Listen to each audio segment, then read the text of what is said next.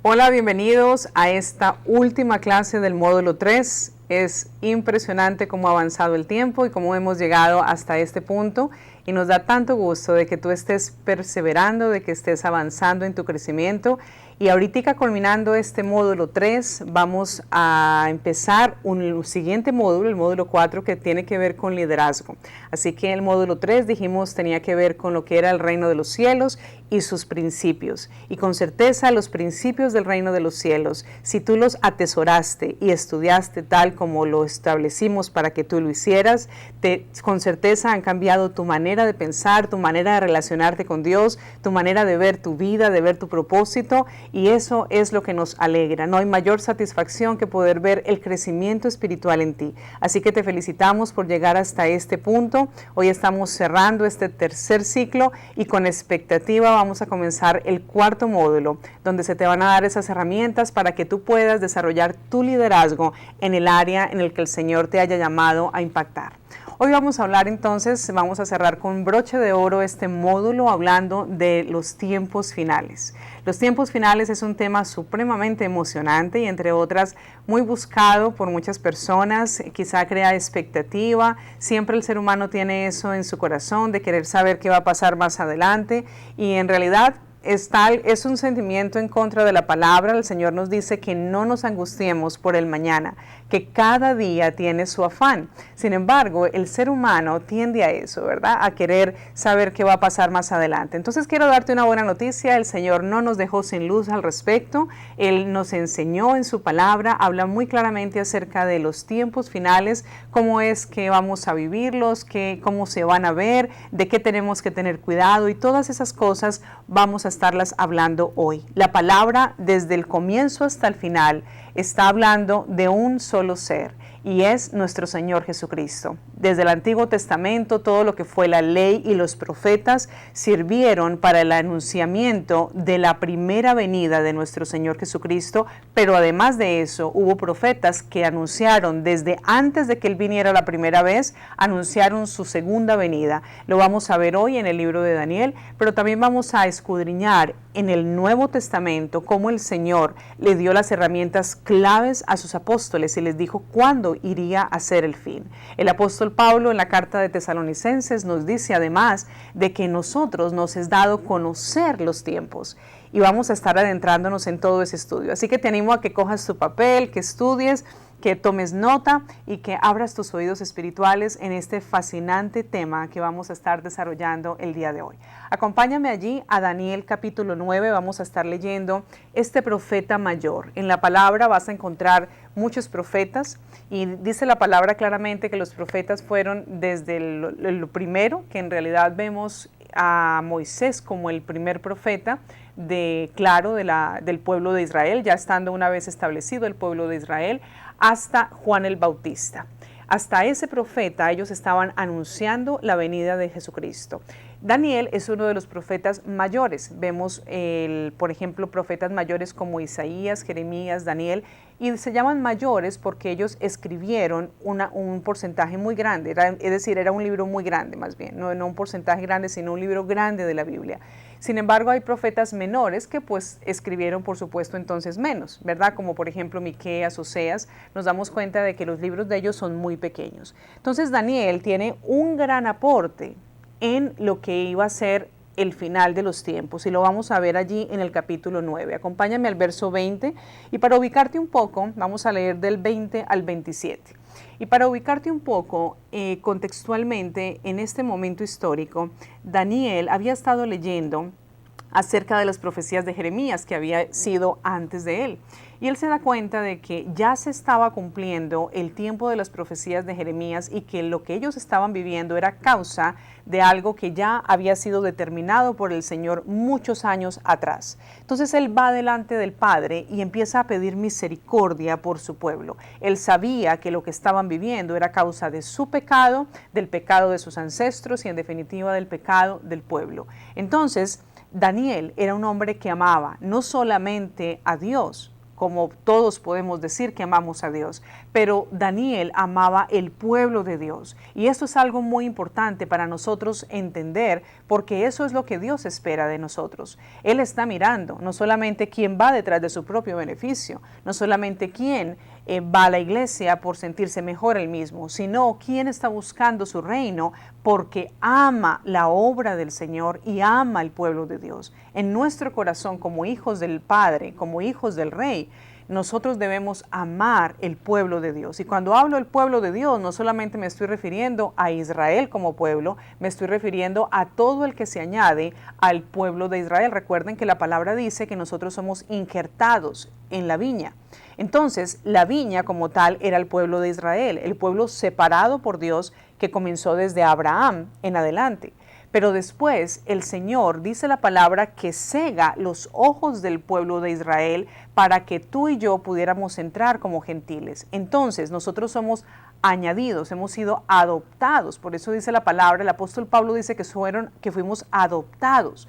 Y esa palabra adoptado tiene una connotación impresionante cuando lo entendemos, porque el ser adoptado nos da una posición todavía mucho mejor. Un hijo que tú simplemente tienes, cuando tú tienes un hijo natural, ese hijo tú lo puedes tener en cualquier momento, nadie te dice vaya saque una licencia o usted tiene que tener dinero para poder tener ese niño, simplemente usted tiene relaciones íntimas, viene un niño consecuencia de esa intimidad y luego tú puedes dar a luz sin necesidad de pedir permiso. Un niño adoptado no es así. Para que te den un niño en adopción, tú tienes que hacer un trámite grande. Además de eso, tienes que probar que tienes los medios para poder sostenerlo.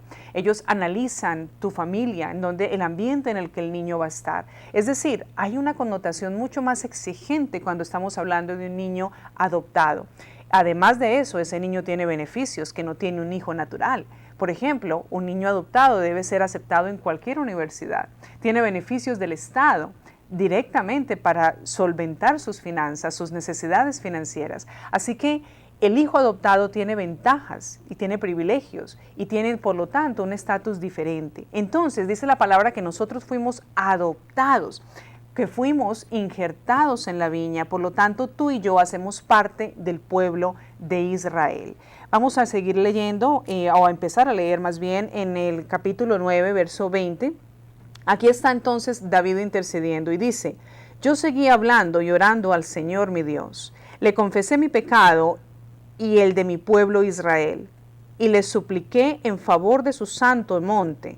Se acercaba la hora del sacrificio vespertino, y mientras yo seguía orando, el ángel Gabriel, a quien había visto en mi visión anterior, vino en raudo vuelo a verme, y me hizo la siguiente aclaración.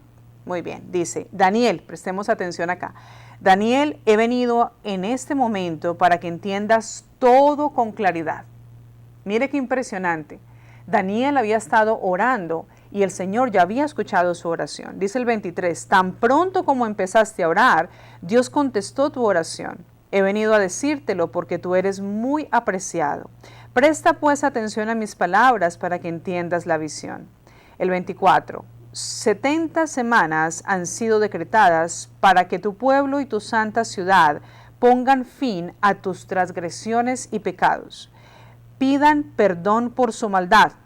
Vamos a observar aquí 6 cosas. Quiero que observes 6 cosas o 6 razones por las cuales el Señor había decretado lo que había decretado sobre el pueblo, ¿verdad? Iba a venir destrucción, iba a venir problemas, y el ángel lo que está haciendo es explicándole a Daniel qué era lo que sucedía y que lo que él estaba leyendo no era solamente para ese momento, sino que iba a ser para tiempo futuro. Dice, 70 semanas han sido decretadas para que tu pueblo y tu santa ciudad pongan fin a sus transgresiones y pecados. Es decir, Dios estaba detrás de restaurar la relación con ellos. Ellos habían estado en desobediencia y Dios, el deseo de Dios siempre fue restaurar su relación con nosotros. Sabemos que al momento en que alguien peca, esa persona es separada inmediatamente de Dios. Hay una separación instantánea porque Dios es santo. Entonces Él no puede cohabitar donde hay pecado. Entonces vamos a seguir leyendo. Dice, pidan perdón por su maldad, establezcan para siempre la justicia, sellen la visión y la profecía y consagren el lugar santísimo. Entonces las 6 cosas es, ¿cuál era el objetivo de las cosas que el Señor decretó? Primero, que se pongan fin a las transgresiones y pecados. Segundo, que pidan perdón por su maldad, para que se restablezca la relación. Tercero, que establezcan para siempre la justicia. Entonces vemos la transgresión y el pedir perdón por la maldad en el tiempo de nuestro Señor Jesucristo, de la primera venida de nuestro Señor Jesucristo. Estas cosas se llevan a cabo. Es decir, a través de Él es que se restaura esa relación. Entonces vemos el cumplimiento de esas semanas que Él estaba hablando hasta ese punto. Pero luego dice, establezcan para siempre la justicia, sellen la visión y la profecía y consagren el lugar santísimo. Estas 3 cosas finales que acabo de mencionar tienen que ver con la segunda venida de nuestro Señor Jesucristo. El 25 dice, entiende bien lo siguiente. Habrá 7 semanas desde la promulgación del decreto que ordena la reconstrucción de Jerusalén hasta la llegada del príncipe elegido. Después de eso habrá 72 semanas más. Entonces será reconstruida Jerusalén con sus calles y murallas. Pero cuando los tiempos apremien, después de las 72 semanas, se le quitará la vida al príncipe elegido. Voy a parar ahí un momentito. Entonces, para hacer claridad, cuando habla de que para siempre se establezca la justicia, está hablando del gobierno milenial de nuestro Señor Jesucristo. Cuando Él venga por segunda vez, Él va a establecer un reino diferente. Su reino será establecido para siempre aquí en la tierra. Él había enviado al hombre para que tuviera dominio en la tierra, pero como el hombre se separó o se perdió, entonces el Señor hizo un pueblo remanente para Él, ese pueblo que le iba a obedecer, que lo iba a amar, sobre el cual Él iba a gobernar. Y el pueblo de Dios ha ido creciendo a medida que la historia de la humanidad avanza, pero va a llegar un momento donde el Señor va a dejar solamente la gente de su pueblo. Va a decir, ya les di suficiente tiempo, ya anunciamos las buenas nuevas del reino, como vamos a estudiar ahora, y ahora ya es tiempo de que venga mi gobierno, mi justicia. Y por eso la segunda venida de nuestro Señor Jesucristo ya no es para salvación. La primera era para salvación, pero la segunda es para juicio. El Señor va simplemente, ahí es donde dice la palabra, como dice la palabra, que la cizaña y el trigo crecen juntos, pero llegará un momento en donde el segador vendrá y la cizaña será arrancada y solamente quedará el trigo. El trigo es tipo del pueblo de Dios, del pueblo del elegido del Señor, los santos que hemos separado nuestra vida para servirle a Él. Entonces, dice aquí claramente que el 25 dice que habrá 7 semanas desde la promulgación del decreto que ordena la reconstrucción de Jerusalén. Esto está hablando del periodo de la iglesia. Este es el tiempo donde nos encontramos en este momento. Es el tiempo donde se pueden todavía adherir personas a la fe, donde todavía personas pueden alcanzar salvación, donde todavía personas pueden ser parte del reino de los cielos. Voy a continuar el 26. Dice, después de las 72 semanas se le quitará la vida al príncipe elegido. Este se quedará sin ciudad y sin santuario, porque un futuro gobernante los destruirá. El fin vendrá como una inundación y la destrucción no cesará hasta que termine la guerra. Quiero que prestes atención al 27. Durante una semana, ese gobernante, que por supuesto ese gobernante, estamos hablando, si es un gobernante de destrucción, está hablando del anticristo, ya el anticristo que se espera también, que sabe que se va a venir. Bueno, nosotros esperamos a Cristo, pero sabemos que antes de que venga Cristo, tiene que establecerse el gobierno del anticristo. Enseguida vamos a leer un poquito en Tesalonicenses.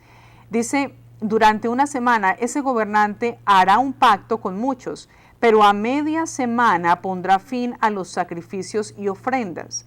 Sobre una de las alas del templo cometerá horribles sacrilegios hasta que le sobrevenga el desastroso fin que le ha sido decretado. ¿Qué es lo que esto quiere decir? Quiere decir que el oponente o el anticristo, a través del anticristo, va a gobernar. Él se va a sentar en el trono, en la iglesia o en el santuario, en el templo, podemos hablarlo, que están construyendo los israelitas. El pueblo de Israel está esperando el Mesías, porque acabo de decirte que sus ojos fueron vendados, según dice la palabra, para que tú y yo podamos entrar. Entonces, pero va a llegar un momento en donde el velo de ellos va a ser quitado. Y esto va a ser al final de los tiempos. Cuando el velo de los israelitas se ha quitado, ellos van a entender que el Mesías no era el que ellos estaban esperando y que entronaron en el templo que están haciendo. Quiero aclarar esa parte. ¿Qué está pasando ya en este momento desde hace varios años? Desde el pueblo de Israel están construyendo un templo, ellos están yendo desde diferentes lugares del mundo a llegar ahí nuevamente a su territorio. Y el templo que están construyendo es el templo donde se va a sentar el anticristo. Ellos van a pensar que ese es el Mesías, porque ellos no creyeron en Jesucristo.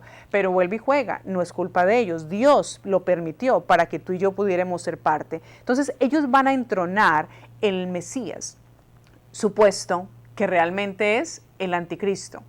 Y después se van a dar cuenta porque en la mitad de la semana no se está refiriendo a semana de días, se está refiriendo a semana de años. Ya dice que después de una semana, o sea, de varios años, y los estudiosos en esto dicen que son 7 años, en la mitad de los 7 años, o sea, a los 3 años y medio, dice que él va a parar, va a prohibir las alabanzas, los sacrificios. Entonces, en ese momento, los ojos de los israelitas será abierto y ellos se darán cuenta de que el que entronaron no era el Mesías esperado, sino que es el anticristo. Y entonces, en ese momento, se cierra la puerta para los gentiles porque 3 años y medio después viene ya el establecimiento del reino de los cielos. Vamos a ir hablando poco a poco para que vayamos entendiendo, pero lo primero que tiene que suceder es el entronamiento de este anticristo, ¿verdad? Para que pueda venir el gobierno de nuestro Señor.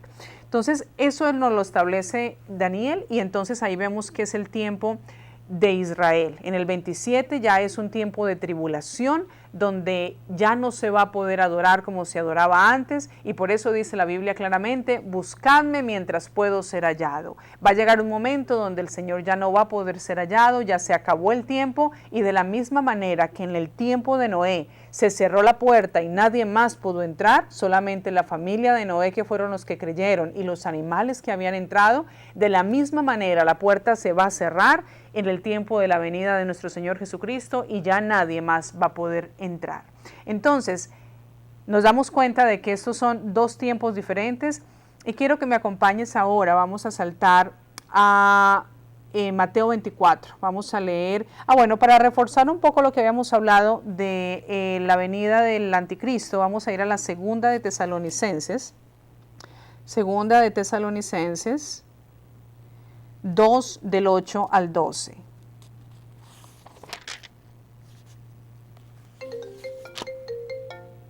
Segunda de Tesalonicenses 2 del 8 al 12. Dice así: entonces se manifestará aquel malvado, a quien el Señor Jesús derrocará con el soplo de su boca y destruirá con el esplendor de su venida.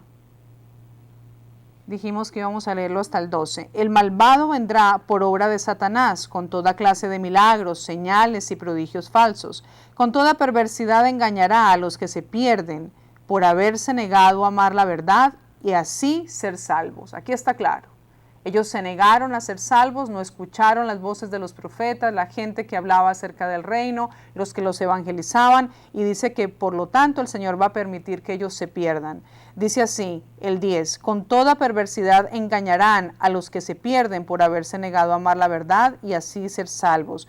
Por eso Dios permite que por el poder del engaño crean en la mentira.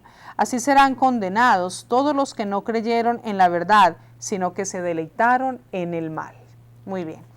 Vamos entonces a saltar a Mateo 24 y aquí está la parte fundamental de esta clase. Aquí es donde vamos a hacer el mayor estudio de esta clase y quiero que también prestes mucha atención. El capítulo es todo el capítulo 24 y allí vamos a ir observando diferentes cosas. Quiero primero decir que el Señor les explicó claramente a los discípulos cómo iba a ser el fin. Primero les explicó que no iba a suceder, o más bien cuando, no era lo que no iba a suceder, cuando no iba a ser el fin, y después les explicó cuándo sí iba a ser el fin. Y mira qué interesante. Vamos a leer desde el verso 1 allí del capítulo 24 de Mateo. Jesús salió del templo y mientras caminaba se le acercaron sus discípulos y le mostraron los edificios del templo. O sea, ellos estaban así como muy impresionados por el templo, por lo que estaban viendo sus ojos. Así como a nosotros nos impresionan edificios grandes y muy lujosos y muy bonitos. Y mira lo que les contesta Jesús, el verso 2. Pero Él les dijo, ¿ven todo esto? Les aseguro que no quedará piedra sobre piedra, pues todo será derribado. Él notó que ellos estaban admirados con la edificación. Dice el 3, más tarde estaba Jesús sentado en el monte de los olivos cuando llegaron los discípulos y le preguntaron en privado, estaban ellos solos con el maestro, ¿cuándo sucederá esto? ¿Y cuál será la señal de tu venida y del fin del mundo? Ellos querían saber. Si nos damos cuenta, ellos preguntaban cosas que no entendían. Por ejemplo, al principio de la academia aprendimos de que ellos le pidieron a Jesús que les enseñara cómo orar. Después estudiamos el momento donde el Señor, cuando hablamos de oración, el Señor les dijo, también le preguntaron al Señor por qué ellos no pudieron sacar ese demonio del niño que trajo el padre, ¿verdad? Cuando estaba endemoniado y él estaba en el monte de la transfiguración y sus discípulos no pudieron sacar el demonio de ese niño y ellos le preguntaron después en privado, ¿por qué nosotros no pudimos hacerlo? Y él les explicó. De la misma manera él hizo con el final de los tiempos. Ellos dijeron, dinos cuándo van a suceder todas estas cosas. Y mira lo que dice aquí el 4. Tengan cuidado de que nadie los engañe, les advirtió Jesús.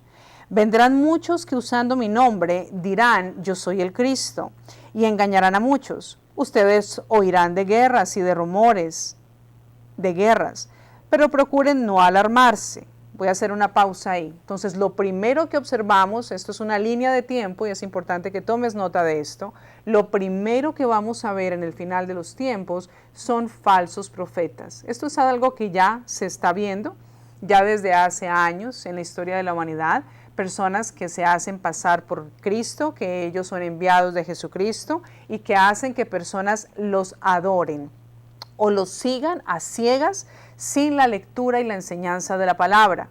Entonces, esto es el cumplimiento de lo que está diciendo. Van a venir a decir que yo soy el Cristo y engañarán a muchos. Después dice, oirán de guerras y rumores de guerras, pero procuren no alarmarse. Es necesario que esto suceda, pero no será todavía el fin. Se levantarán nación contra nación y reino contra reino. Habrá hambres y terremotos por todas partes. Todo esto será apenas el comienzo de los dolores. Entonces, ¿qué estamos observando aquí? Estamos observando las señales de los tiempos finales. Ese es el primer bloque que vemos en el capítulo de Mateo 24, donde vemos falsos profetas, rumores de guerras y también habla de hambre y terremotos. Estas cosas en realidad ya las hemos estado viendo también desde hace años.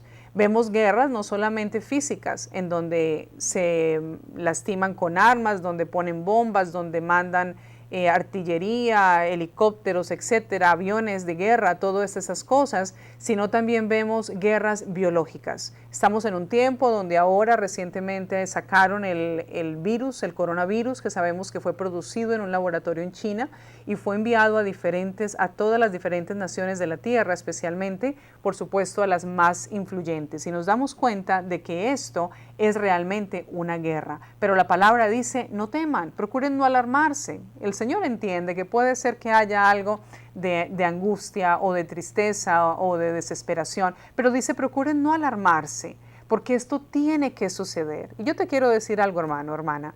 Si nosotros estamos en Cristo, tenemos que saber que todas estas cosas simplemente son parte de las señales de los tiempos. Tenemos que estar tú y yo angustiados por lo que está pasando en el mundo de ninguna manera. Tenemos que estar felices de ser parte del cumplimiento de la palabra. El profeta Oseas dijo claramente, será derramado el Espíritu Santo sobre toda carne. sobre toda carne. En el final de los tiempos experimentaremos el derramamiento del Espíritu Santo sobre toda carne. Tú y yo estamos siendo parte de un cumplimiento de la palabra que por años y años el hombre ha esperado. Así que puede ser que nos corresponda a nosotros o puede ser que le corresponda a nuestros hijos, pero el asunto es que estamos viendo señales del final de los tiempos y estamos siendo todavía parte de aquellos que pueden atraer a otros todavía a estar en el arca de la salvación. ¡Qué bello! Vamos a ver el siguiente bloque y vamos a seguir leyendo. El verso 9, mira lo que dice. Entonces los entregarán a ustedes para que los persigan y los maten. Está hablando de nosotros. Por esa razón es que nosotros no podemos estar en angustia. Y tú dirás, pero ¿cómo no voy a estar en angustia si dice que me van a perseguir y me van a matar? Es parte de lo que vamos a tener que vivir en un momento dado. Pero si nos angustiamos con el virus, por ejemplo, que está sucediendo ahorita, ¿cómo será si empezamos a ver el cumplimiento de más cosas?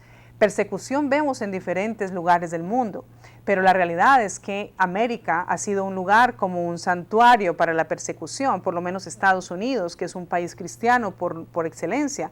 En Centroamérica y en Latinoamérica sí vemos persecución desde algún tiempo, especialmente en el país de México. Sabemos que hay una persecución dura para los cristianos, pero en Estados Unidos ha sido un lugar donde realmente nosotros no hemos tenido que experimentar esto. Sin embargo, la palabra no está hablando de regiones geográficas, está hablando de los creyentes a nivel de todo el mundo. Dice que pasaremos persecución, seremos matados. Después dice, y los odiarán todas las naciones por causa de mi nombre.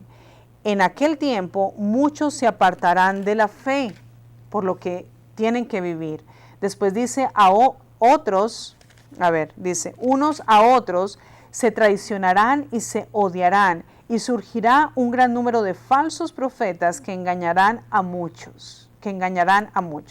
Vemos entonces aquí en el 9, vemos claramente la persecución de la iglesia. Hemos hablado de dos bloques. El primero tenía que ver con las señales de los tiempos finales, el segundo con la persecución del pueblo de Dios. Vamos a mirar ahora la tercera parte, que vamos a leer del 11 al 13, tiene que ver con la multiplicación de la maldad en la tierra. Mira lo que dice el 11.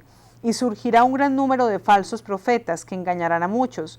Habrá tanta maldad que el amor de muchos se enfriará, pero el que se mantenga firme hasta el fin será salvo. Será salvo. Va a haber maldad en la tierra y por causa de que esa maldad que estamos viendo, por esa razón el mundo no va para mejor. Hay gente que tiene la esperanza de que el mundo se vea mejor. La realidad es que no se va a ver mejor. El mundo se va a ver cada vez peor.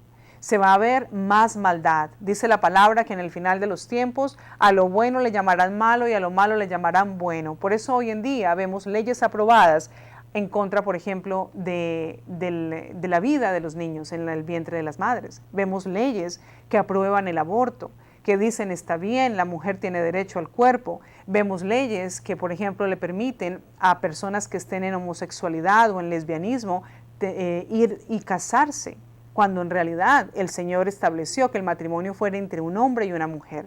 Y eso lo vamos viendo cada vez más normal. Es decir, viene siendo casi como elegante ser parte de un grupo homosexual, donde se tienen privilegios, donde se tienen ventajas, donde se reconocen como se reconoce una pareja normal. Ahora ya les entregan niños en adopción a una pareja homosexual y nos damos cuenta de que esto es parte del cumplimiento de las señales del final. Después entonces vemos la predicación del evangelio en el mundo entero. Vamos a seguir leyendo desde el 14. Dice, y este evangelio del reino se predicará en todo el mundo como testimonio a todas las naciones, y entonces vendrá el fin. Vamos a leer, vamos a seguir leyendo como quiera y te voy a ir hablando de la división. Vamos a leer el 15. Dice, así que cuando vean en el lugar santo el horrible sacrilegio del que habló el profeta Daniel, dice, el que lee que lo entienda, esto que se está refiriendo al capítulo 9 que leímos ahorita anteriormente, los que estén en Judea huyan a las montañas, y el que esté en la azotea no baje a llevarse nada de su casa, y el que esté en el campo no regrese para buscar su carpa. Qué terrible será en aquellos días para las que estén embarazadas o amamantando, Oren para que su huida no suceda en invierno ni en sábado, porque habrá una gran tribulación, que estamos viendo la gran tribulación, como no la ha habido desde el principio del mundo hasta ahora, ni la habrá jamás. Entonces, voy a hacer una pausa allí. Vemos cómo está hablando entonces, decíamos desde el 14, vimos la predicación del Evangelio a todo el mundo. Dice, y este Evangelio del reino se predicará en todo el mundo como testimonio a todas las naciones, y entonces vendrá el fin. Cuando está hablando de que el Evangelio, este Evangelio del reino, yo quiero que entendamos esto. Si yo digo, este es mi reloj, esta es mi pulsera, vamos a suponer, bueno, es una pulsera, esta es mi pulsera, quiere decir que hay otras pulseras. Pero si yo digo esta es la pulsera, quiere decir que esta sería la única pulsera.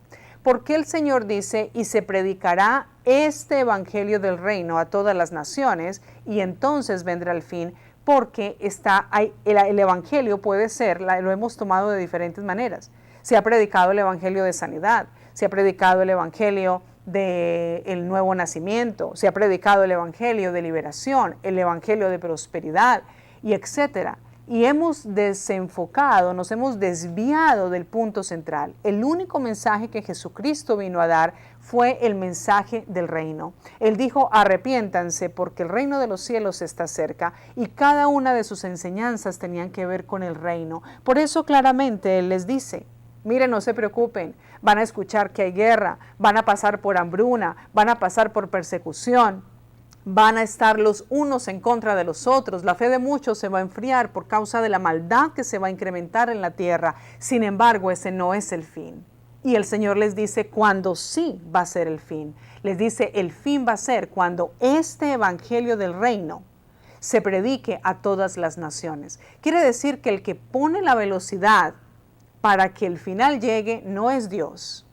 Él está diciendo, como cuando yo le digo a mi hijo o le decía a mi hija, cuando tú comas, entonces puedes salir a jugar. ¿Quién pone la velocidad? El niño. Yo no le estoy diciendo a las 5 de la tarde puedes salir a jugar, o a las 6 de la tarde puedes salir a jugar. Le estoy diciendo cuando comas. Si te demoras media hora, en media hora. Si te demoras una hora, en una hora. El Señor le está diciendo cuando este Evangelio del reino sea predicado a todas las naciones, entonces vendrá el fin. De la misma manera que cuando Noé, en su tiempo, cuando estaba construyendo el arca, el Señor lo mandó a hacer el arca. Si Noé la terminaba en un año llovía. Si Noé la terminaba y cerraba la puerta con los animales, en 10 años llovía. En el tiempo que él se tardara, en ese tiempo iba a llover. Entonces, la lluvia estaba a cargo de Dios. Dios era el encargado de mandar la lluvia, pero el tiempo lo ponía Noé. De la misma manera, la iglesia es la que está encargada de predicar el Evangelio del reino. Cuando el cuerpo de Cristo esté predicando el mensaje real del Evangelio del reino a todas las naciones, y naciones quiere decir la palabra, si la miramos desde el punto de vista del hebreo, es etnos. La palabra naciones quiere decir etnos, o sea, tiene sus raíces etnos, y etnos significa grupos étnicos. El grupo étnico tiene que ver con un conjunto de características. Por ejemplo, los doctores, los médicos, se pueden considerar un grupo étnico. Los ingenieros pueden ser otro grupo. Los jóvenes pudiera ser otro grupo. Las mujeres pudiera ser otro grupo. Es decir, la ciencia, el arte, la familia, etcétera, son diferentes grupos. Entonces dice la palabra, hasta que no se predique el Evangelio del reino en cada uno de los grupos que existen en la tierra, se alcance a esos niveles, entonces todavía al fin no va a llegar. Tiene que ser cuando se predique. ¿Y cómo vamos a saber nosotros que el Evangelio se ha predicado en todas las áreas? Cuando empecemos a verlo, como en realidad ya se ha empezado a ver en algunos países, como por ejemplo Brasil, que con un gobernante creyente que estaba predicando la palabra, En Bolivia tuvimos un brote temporal, ¿verdad?, de una persona, de una mujer que también era creyente y empezó a predicar desde las cumbres gubernamentales. En Estados Unidos tuvimos el periodo de Donald Trump, donde se empezó a predicar desde la Casa Blanca. Era algo que no se veía por años y años desde atrás, imagínate desde Lincoln. Entonces te das cuenta de que tú comienzas a ver un brote a nivel mundial de gobernantes que el Señor está estableciendo para que su palabra sea predicada en los diferentes niveles de influencia. Estamos viendo cada vez más empresarios que son creyentes, gente de reino que está avanzando cada vez más, y el Señor va a empezar a darle recursos a personas que tengan la capacidad de traducir el reino de los cielos a las diferentes esferas de la sociedad. Y esto es muy importante que lo entendamos, porque tú y yo estamos siendo formados no solamente para estar metidos en cuatro paredes dentro de la iglesia. Dios nos está pidiendo que salgamos a predicar, que salgamos a impactar, que seamos luz donde quiera que vayamos. Al mundo no lo vamos a meter dentro de las cuatro paredes de la iglesia. Tenemos que ir, por eso el mandato es ir y hacer discípulos a todos los grupos étnicos, a todas las naciones, a todas las personas en las diferentes esferas de la sociedad. Entonces nos damos cuenta de que la predicación del evangelio al mundo entero es lo que determina el final de los tiempos. Entonces no es que Dios esté con un reloj allá en el cielo diciendo ya es hora de terminar el mundo, sino que Él está esperando a que nosotros hagamos la tarea que nos corresponde. Y dice la palabra que por amor a nosotros, en los tiempos finales se acortarán los días, porque si no, no soportaríamos. La maldad se va a empezar a incrementar. ¿Y qué tan rápido va a llegar el establecimiento del gobierno milenial de nuestro Señor Jesucristo? Depende de nosotros. Muy bien, vamos a avanzar para terminar este capítulo 24. Dice el 21, porque habrá una gran tribulación, como no la ha habido desde el principio del mundo hasta ahora, ni la habrá jamás. Si no se acortaran esos días, nadie sobreviviría, pero por causa de los elegidos se acortarán. Entonces, si alguien les dice a ustedes, miren, aquí está el Cristo, o allí está, no lo crean, porque surgirán falsos cristos y falsos profetas que harán grandes señales y milagros para engañar, de ser posible, aún a los elegidos. Por eso, mis hermanos, es de suprema importancia que nosotros no estemos detrás de los milagros. Los que se van a dejar engañar fácilmente son los que están detrás de los panes, de los que están detrás del beneficio, de los que están detrás de que los sanen, de que les hagan un milagro, porque el que está detrás del beneficio, cuando tiene que pagar un precio, no está dispuesto. Cuando el que ha sido formado en la palabra, en el evangelio, con bases fuertes, es capaz de entregar hasta la vida, porque sabe que fuera de Cristo no hay vida y no vale la pena nada de lo que hay en esta tierra. Por esa razón la palabra dice, aún si es posible van a engañar a los elegidos. ¿Cómo los van a engañar? Con grandes señales y milagros. Por eso Jesucristo dijo, cuando le dijeron que le diera pruebas, Él les dijo, no les voy a dar más pruebas. Esta generación malvada, perversa, pide señales, pero no les será dada más prueba que la de Jonás, o sea, el que él haya muerto y resucitado al tercer día. Era lo que se estaba refiriendo. Pero él llama a la generación que pide milagros, le llama generación malvada y perversa. Qué impresionante.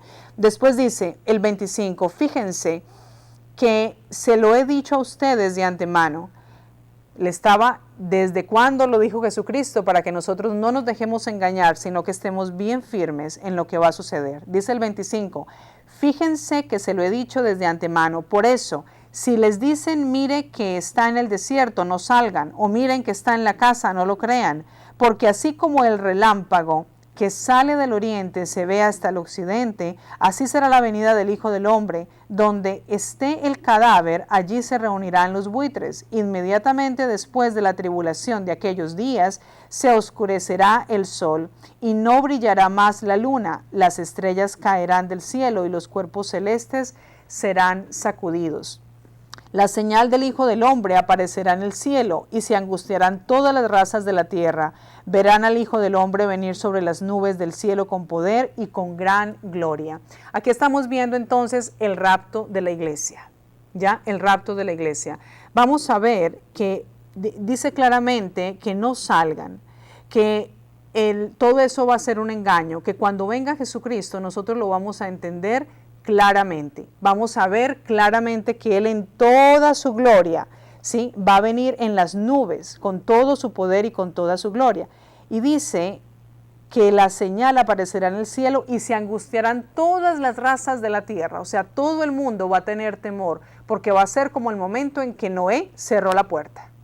Exactamente ese es el momento donde se cierra la puerta. Entonces vemos cómo el Señor nos habla acerca de el orden en el que van a suceder las cosas. Entonces no es que nosotros estemos, primero vaya a ser la venida de nuestro Señor Jesucristo.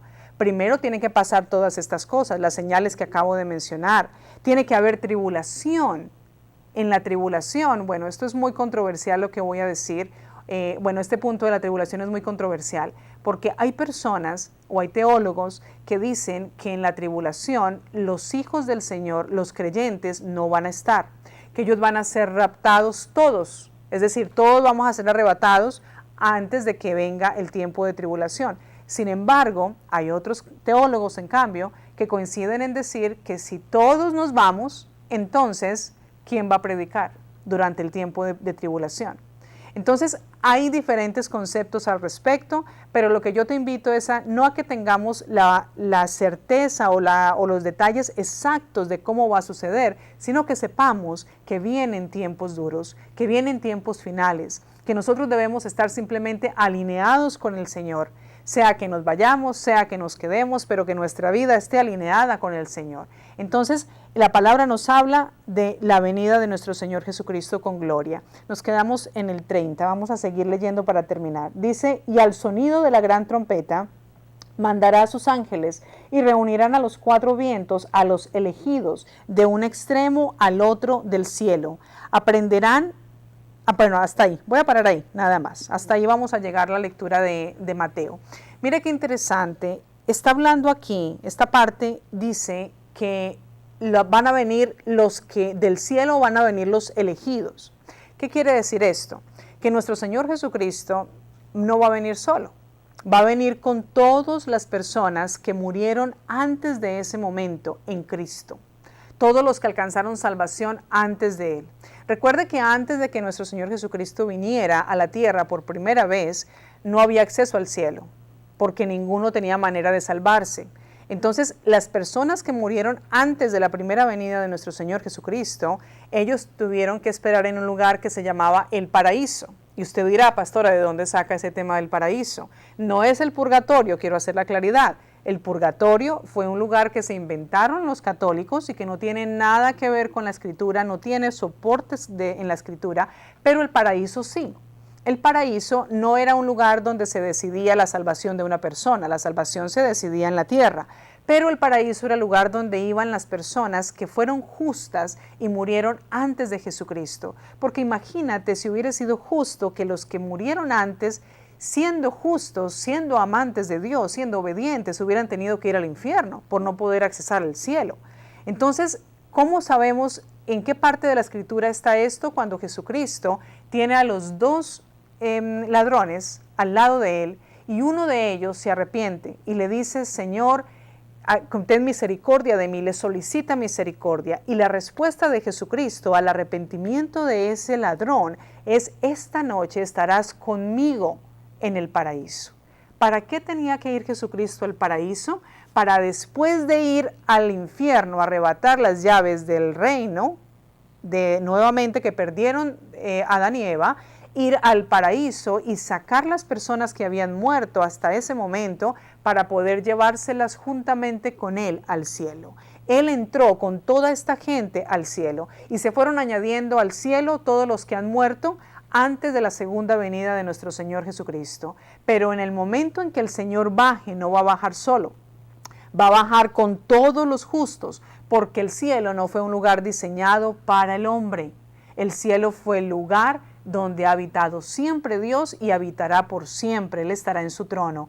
Dios creó la tierra para que nosotros habitáramos en ella. Quiere decir que nuestros cuerpos serán restituidos, serán nuevamente restaurados, y dice que esos cuerpos serán gloriosos. Enseguida vamos a mirar un poquito en Tesalonicenses algunos detalles de eso.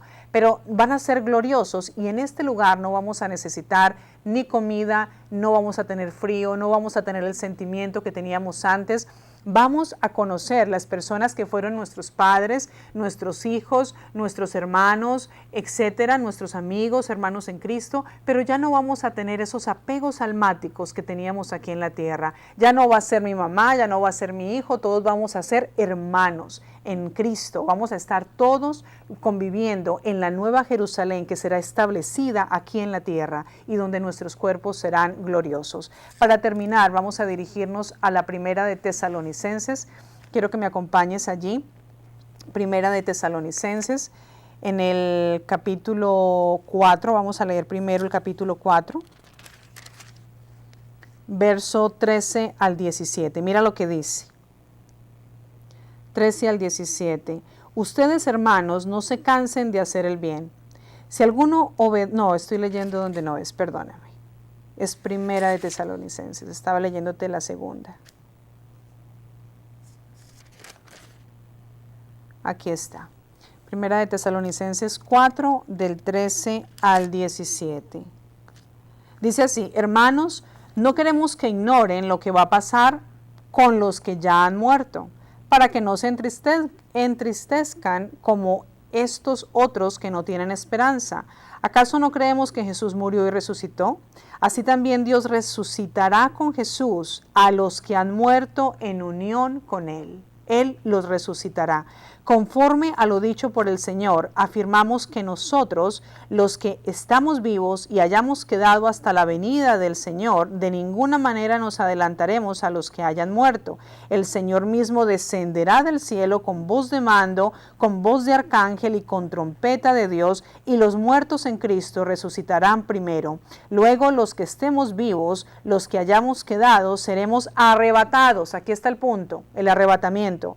Junto con ellos en las nubes para encontrarnos con el Señor en el aire, y así entraremos con el Señor para siempre. Por lo tanto, anímense unos a otros con estas palabras. ¿Qué es lo que quiere decir? Que el Señor estará arrebatando su iglesia, estará levantando a las personas, primero los que hayan muerto en Cristo, después de que baja con los que ya estaban en el cielo. Entonces Él dice que resucita, o sea, toma sus cuerpos, se los entrega, y luego estaremos nosotros encontrándonos con Él en el aire. Allí es donde vamos a encontrarnos con nuestro Señor Jesucristo. Luego dice, primera de Tesalonicenses 5, 1 al 3, dice: ahora bien, hermanos, ustedes no necesitan que les escriba acerca de tiempos y fechas. Mire qué interesante lo que dice el apóstol, porque ya saben que el día del Señor llegará como ladrón en la noche.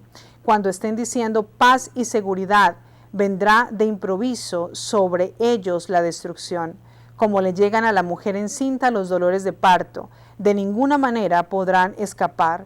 Ustedes, en cambio, hermanos, está hablándonos a nosotros, no están en la oscuridad para que ese día los sorprenda como un ladrón. Todos ustedes son hijos de la luz y del día.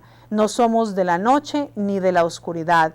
No debemos, pues, dormirnos como los demás, sino mantenernos alerta y en nuestro sano juicio. Los que duermen de noche, duermen, y los que se emborrachan de noche se emborrachan. Nosotros somos del día, por el contrario, estemos siempre en sano juicio, protegidos por la coraza de la fe y del amor, y por el casco de la esperanza de salvación. Pues Dios no nos destinó a sufrir el castigo, sino a recibir la salvación por medio de nuestro Señor Jesucristo.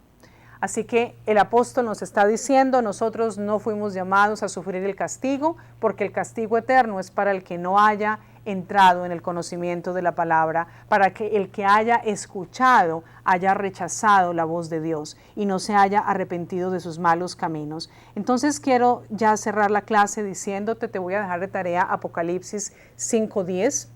Apocalipsis 5:10, no te la voy a leer en esta clase, pero quiero que la leas tú y te vas a dar cuenta cómo el Señor nos creó y es su deseo y su objetivo final es que tú y yo reinemos sobre esta tierra. Dice que nos hizo reyes y sacerdotes y que reinaremos sobre la tierra. ¿Qué quiere decir esto? Que el Señor preparó toda la tierra para que sus hijos la habitaran. Le dio oportunidad a todos los que andan en maldad para que se arrepientan, pero después de que llegue ese momento en donde ya no va a haber más oportunidad, la tierra va a ser restituida y es la segunda Jerusalén donde tú y yo habitaremos y estaremos reinando para siempre juntamente con nuestro Señor Jesucristo. En este lugar ya no habrá dolor, ya no habrá tristeza, ya no habrá necesidad, estará establecido el reino de los cielos sin enfermedad, sin escasez, pero en cambio con abundancia de paz, de pan, y vamos a gozarnos toda una eternidad con nuestro Señor. Él habitará juntamente con nosotros. Así que espero que esta clase te haya sido de bendición y solamente quiero sembrar en tu corazón que mientras Cristo no venga, nuestra tarea es servir, nuestra tarea es avanzar con las cosas del reino, es hablarle a otros, es establecer el reino de Dios en las esferas que necesitan escuchar de su palabra. Tienes la oportunidad también de mirarlo allí en Lucas en el capítulo 19, verso 13. En esta porción bíblica el Señor les está diciendo a los discípulos, ocúpense mientras yo vengo. Él está hablando de un jefe o de un rey, de un dueño de una propiedad más bien, y está diciendo, le dice a los sirvientes que están allí, yo me voy de paseo, no me dice me voy de paseo, dice me voy de viaje y les entrego a ustedes la tierra. Trabájenla mientras yo vuelvo, ocúpense mientras yo vengo. Eso es lo que el Señor Jesucristo nos está diciendo. Él se fue de viaje, está en este momento sentado a la diestra del Padre, pero Él va a regresar y cuando va a regresar Él va a pedir cuentas de lo que hicimos con la tierra. Nuestra tarea es ocuparnos en las cosas del reino. Gracias por atender. Hemos llegado al final de esta clase.